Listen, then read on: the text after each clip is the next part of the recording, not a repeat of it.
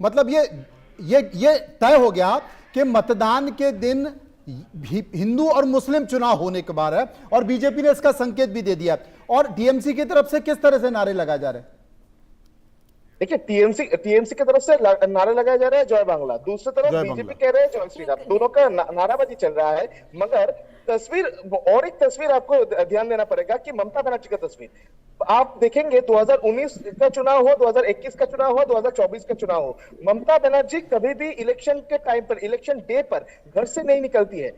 ममता बनर्जी घर से पूरा चीज को मॉनिटर करती है। वो नंदीग्राम का चुनाव में भी 3 बजे के बाद ममता बनर्जी घर से निकली थी। मगर आज का तस्वीर कुछ अलग बता रहा है। आज ममता बनर्जी सुबह सुबह निकलकर हर एक बूथ पर ममता बनर्जी घूमा। ममता बनर्जी फिराद हकीम का बूथ पर पहुंचा, ममता बनर्जी अरूप विश्वास के जगह पर पहुंचा। ममता बनर्जी खुद का जो कॉन्स्टिट्यूंसी है भवानीपुर का हर एक बूथ पे ममता बनर्जी पहुंचा। मैं समझ गया तस्वीर ममता बनर्जी का मैं समझ गया। बहुत बहुत धन्यवाद। आप काम करते हैं, आप नजर बनाए रखिए। तो अजीत जी, आपने सुना कि क्या? मन्नू जी, आप मानकर चलो, मैंने ये पहले दिन की अपनी चर्चा में भी कहा था कि बीजेपी का 2029 का एजेंडा साफ क्लियर है। हाँ। हिंदुत्व एजेंडा होगा, यही होगा जो अभी बंगाल में मतलब हिंदू मुस्लिम चुनाव हो रहा है। क्योंकि बीजेपी आम चुनाव 2024 की लोकसभा का चुनाव हुआ था, उसमें उसने बहुत बड़ा झटका खाया। तो हुमायूं कबीर और बाबरी मस्जिद आए थे तभी पता चल गया था। हाँ, आप नहीं समझे, आप हिंदुत्व के एजेंडे से भटक गई थी 2024 के लोकसभा चुनाव में। क्या हो गया था? प्राइम मिनिस्टर मोदी का फेस बड़ा हो गया था, हिंदुत्व की कोई बात नहीं हो रही थी, राम मंदिर की कोई बात नहीं हो रही थी। लोकसभा के चक्कर में राम मंदिर बनाया, राम मंदिर हाँ, तो कहाँ चर्चा करी आपने? कहाँ चर्चा, आप बताइए कहाँ चर्चा करी आपने? पूरे इलेक्शन कैंपेन में देखिए आप, विपक्ष के झांसे में पहली बार बीजेपी फंसी।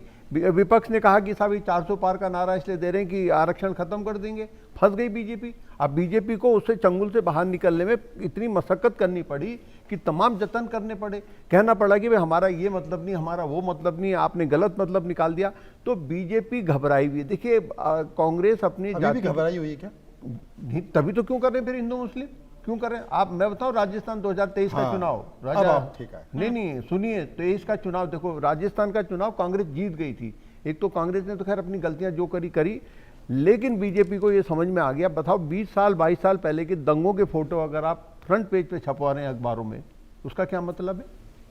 कोई तो मतलब होगा ना। सही। आप देखिए, बीजेपी को समझ आ गया कि हम हिंदू पिच से अगर हटेंगे, हिंदू पिच में अगर गेम नहीं खेलेंगे या नहीं खिलवाएंगे तो दुर्घटना नजर हटी तो दुर्घटना। एक बात आपसे हाँ। पूछना चाहता हूं, क्योंकि ये तो ऊपर की बात हो गई, हिंदू मुस्लिम हो गया, ममता हो गई, शुभेंदु हो गए, लेकिन बहुत सारी चीजें, ट्राइबल बेल्ट है, यूथ जो रोजगार को लेकर बहुत गंभीरता से अपनी सरकारों को देख रहा है, उसके अंदर एक उबाल गुस्सा भी मौजूद है, वो यूथ है, महिलाएं हैं, जिसमें महिला शक्ति बंधन अधिनियम का जिक्र किया गया, एक धक्का देने की कोशिश की कि महिलाएं कम से कम कुछ तो जागरूक हो।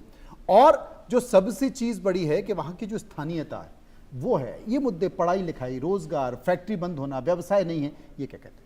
मैं आपको एक बड़ा इंटरेस्टिंग किस्सा बताऊंगी। मैंने उमर अब्दुल्ला से मैं बात कर रही थी जब वो अपना चुनाव हारे थे, तो उन्होंने यही कहा कि मैंने क्या क्या नहीं किया अपनी कॉन्स्टिट्यूंसी में, अस्पताल लाए, यूनिवर्सिटी लाए और काम भी किया डेवलपमेंट का। लेकिन उन्होंने कहा मुझे एक चीज़ समझ आई है कि डेवलपमेंट, लोगों ने कहा वो तो आपको करना था, वो तो आपका फर्ज है, लेकिन और क्या? तो जो इलेक्शंस के जब मुद्दे आते हैं ना, तो इमोशन जीतता है। Emotion is very important in winning election. इसीलिए हिंदू मुस्लिम, और तभी तो देश के प्रधानमंत्री फुटबॉल खेल रहे थे, क्योंकि वहां फुटबॉल क्लब, गली मोहल्ले में फुटबॉल क्लब चलते हैं, उसका सच तो, क्योंकि ममता बनर्जी के कैरम बोर्ड क्लब्स हैं वहां पे, वो कैरम बोर्ड क्लब में बहुत घूम रही हैं। उन्होंने ये शुरू कर रहे हैं, वो उनका कनेक्ट डिस्ट्रिक्ट लेवल में कैरम बोर्ड क्लब से है, यूथ से उधर से है। तो जो इमोशनल आपको कहते हैं ना वेव, मेरे को नहीं दिख रही है खिलाफ। और माजे झोल मच्छी का तो आपने देख लिया ना, मच्छी वर्क्स मोर देन डेवलपमेंट, मच्छी वर्क्स मोर देन आइडेंटिटी, अंदर और बाहर, बिहारी बंगाली अस्मिता। तो ये तरह का ना इमोशन जो ममता बनर्जी कर रही है वो बीजेपी की तरफ से नहीं आ रहा है, क्योंकि उसका कोई चेहरा नहीं है इमोशन के लिए। और दूसरी बात, इसीलिए हिंदू मुस्लिम की बात करो, इसलिए मैंने बोला था कि वो एंड में यही लाते हैं कि हम डिवाइड कैसे करें। विमेन रिजर्वेशन की कोशिश की थी, लेकिन ममता बनर्जी सबसे बड़ी विमेन लीडर है, सबसे ज्यादा टिकट देती हैं, तो ये बंगाल में उनका नहीं चला। तो अब क्या कार्ड प्ले करें? तो फिर डिवाइड का कार्ड प्ले करो, इमोशंस लाओ। अखिलेश यादव भी यही कह रहे थे कि मैंने फ्लाई वो बनाया, हाईवे बनाया, ये बनाया, लेकिन इन द एंड शमशान घाट और दिवाली और ईद की बात में जीत, कब्रिस्तान की बात हुई। तो ये इमोशन, नैरेटिव बिल्डिंग। आपको क्या लगता है ये चुनाव, बंगाल का चुनाव, किस नैरेटिव पर लड़ा गया है और क्या वो नैरेटिव काम कर रहा है? देखिए, मैं पहले भी बोल चुकी हूँ, इस बार भी बोलूंगी। बंगाल में एक ही नैरेटिव है, ममता बनर्जी की सुशासन और कुशासन। अच्छा। इधर लोग कुशासन पे जा रहे हैं और नहीं तो बोल रहे हैं सुशासन। और ये जो सब बाकी सब कुछ इसमें ही आ जाता है, इंक्लूडिंग जॉबलेसनेस, करप्शन, भ्रष्टाचार। परहैप्स ये जो बोल रहे हैं ना, जॉबलेसनेस यानी कि बेकार काम नहीं है, उसका है शायद मेन इशू है एक। और दूसरी बात है करप्शन, भ्रष्टाचार बहुत बड़ा इशू है। नहीं है? नहीं, वो आप सोच भी नहीं सकते हैं, वो भी सोच भी नहीं। बाकी जगह भी आप नहीं सोच सकते। आप तो कह रही हैं जोईता जी, एक सेकंड तो फिर सुनिए हिंदू तो मुस्लिम पहले। क्यों हो रहा है? अरे पहले तो सुनिए, हिंदू मुस्लिम क्यों अरे हो रहा है? पहले सुनिए ना मैं क्या बोल रही हूँ। जब बोलते हैं करप्शन, देखिए करप्शन जब होता है कटमनी, वो जब आप छोटे से छोटे आदमी से जब पैसा लेते हो ना, एक अगर मंजिल एक्स्ट्रा बनाने के लिए घर में, या घर बनाने के लिए 10 लाख अगर पार्टी को देना पड़ता है, सिंडिकेट जो होता है, वो जो माल जो आप लेंगे उसी पार्टी का जो है रिप्रेजेंटेटिव है उस एरिया में, उससे ही लेना पड़ेगा और किसी से नहीं लेना पड़ेगा। जब करप्शन ना ये घर के अंदर से पैसा निकालते हैं छोटे छोटे आदमियों से, तब होता है गड़बड़। और वो ही हो गया वो ना, वो मैं पिछले बार भी सुनी थी, लेकिन वो लास्ट टाइम ममता बनर्जी बहुत श्रूड प्लेयर है, तो इसीलिए वो पूरा खेला हॉबी एटसेट्रा करके। और हिंदू मुस्लिम क्यों, क्या पता है? आपका जवाब नहीं, आप सुनिए, आप सुनिए। आप लोग अगर सब कुछ नहीं सुनना पड़ेगा आपको सुनना, क्योंकि नॉर्थ इंडिया के हिसाब से आप लोग अगर देख रहे हैं या बाकी सारे देश नहीं, हम तो भारत के हिसाब से देख रहे हैं। बंगाल में वैसे बंगाल के हिसाब से देखिए आप, भारत के हिसाब से भारत के हिसाब से देखेंगे तो आपकी सोच बदल जाएगी। और जो एग्जिट पोल आएंगे ना शाम को, उसमें आप जवाब नहीं दे पाएंगे। सुनो जोईता जी, जो यही तो परेशानी है, जितने ही बुद्धिजीवी है भारत के हिसाब से बंगाल के हिसाब से। देश की राजधानी दिल्ली में मुझे बताओ कौन माई का लाल है जो बिना पुलिस को लिए दिए अपने घर का छोटी सी ईंट लगा सकता है? दिल्ली देश की राजधानी है, दिल्ली में अभी हाथ रख दिया आपने ऐसे। अभी सुनो, उत्तराखंड में बीजेपी की सरकार है। अभी परसों एक घटना घटी है, वहां के एक बार में वहां का आईजी गढ़वाल राजीव स्वरूप, वो बैठे हुए हैं परिवार के साथ, रात को 12:30 बजे वहां की लोकल पुलिस जा रही है, वो उनसे पूछ रहे हैं भाई तुम यहाँ, वो कह रही है बंद कराने गई है, 11 बजे का टाइम है, 12 साढ़े 12 तक क्यों खुला है? अब ये स्थिति हो गई है पुलिस की, चाहे वो उत्तराखंड हो, यूपी हो, दिल्ली हो, सेम स्थिति है। बंगाल की पुलिस की जो स्थिति है, पुलिस ने ये पार्टी को देना पड़ता है। हाँ, तो सब जगह देना। आपको क्या लगता है दिल्ली में, आपको पता है दिल्ली पुलिस की सबसे ज्यादा कमाई किसके पास जाती है?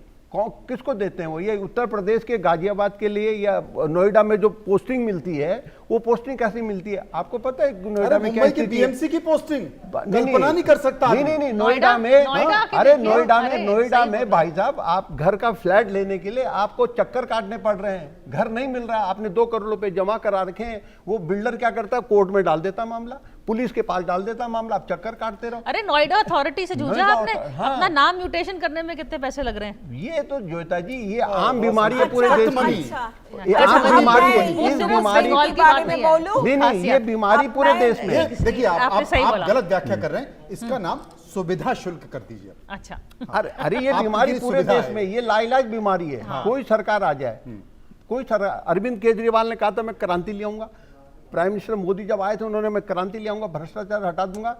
भ्रष्टाचार इस देश की ऐसी लाइलाज बीमारी है जिसके लिए बहुत बड़ा कलेजा आपको अपनाना पड़ेगा, आपको बहुत सख्ती करनी पड़ेगी, पूरे प्रशासनिक रूप से ऊपर से नीचे तक बदलाव करना पड़ेगा। लेकिन जोईता जी कुछ कह रही, सुनिए।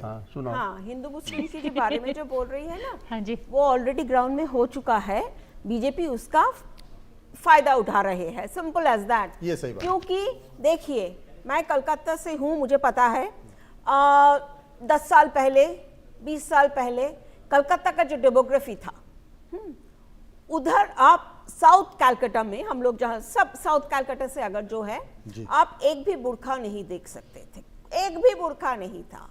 और अब मैं सबसे सुन रही हूं कि ऐसे हाल हो गया साउथ, मैंने भी खुद जाके देखा कि ये एरियाज लाइक पूरा बालीगंज, साउथ कैलकाटा में जो गड़ियाहाट एटसेट्रा, ये सब बोल रहे हैं, बहुत कोट एंड कोट सेक्युलर लोग बंगाल का बोल रहे हैं कि पूरा डेमोग्राफी चेंज हो गया, चारों तरफ बुर्खा। ये बहुत बड़ा इशू है और ये बुर्खा का प्रॉब्लम चला गया बहुत देर तक। और मेरे तृणमूल दोस्तों जो सब है, इस इशू को लेके बहुत प्रॉब्लम में है। बीजेपी एक साइड से वोट खींचेगी, तृणमूल को सपोर्टर से ये इशू है। डेमोग्राफी चेंज कलकत्ता बंगाल में बहुत बड़ा इशू। साउथ कलकत्ता नहीं, आपको पता नहीं है, अयोध्या की भी बदल गई, छत्तीसगढ़ की भी डेमोग्राफी बदल गई, हर जगह की बदल उत्तर प्रदेश में देखो ना, आजादी के बाद पहली बार मुस्लिम इलाकों में पुलिस थाने खुले हैं। अब सुनो, बालीगंज कॉन्स्टिट्यूएंसी मैं आपको ग्राउंड का दे रही हूँ, आप जनरलाइज मत कीजिए, मेरे बात सुन लीजिए। बालीगंज कॉन्स्टिट्यूएंसी साउथ कलकत्ता का पॉश कॉन्स्टिट्यूएंसी है, सबसे बड़ा रिच कॉन्स्टिट्यूएंसी के अंदर आता है। वो पता है, अब भी पता चला जब सारे हिसाब किताब कर रहे थे, 54% माइनॉरिटी कम्युनिटी मेजॉरिटी हो गया।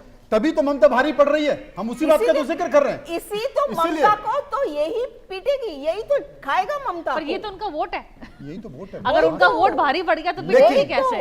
लेकिन अपने अपने नंबर तैयार रखिए, क्योंकि 5 बज चुके हैं और 5 बजे से पहले मैं नंबर पूछ नहीं सकता हूं, क्योंकि एग्जिट पोल के उसी के बाद चर्चा की जा सकती है। लेकिन अपने अपने नंबर तैयार रखिए, मैं नंबर पूछूंगा, उसके बाद कोई पलट मत जाना, क्योंकि देश जानना चाहता है कि जय श्री राम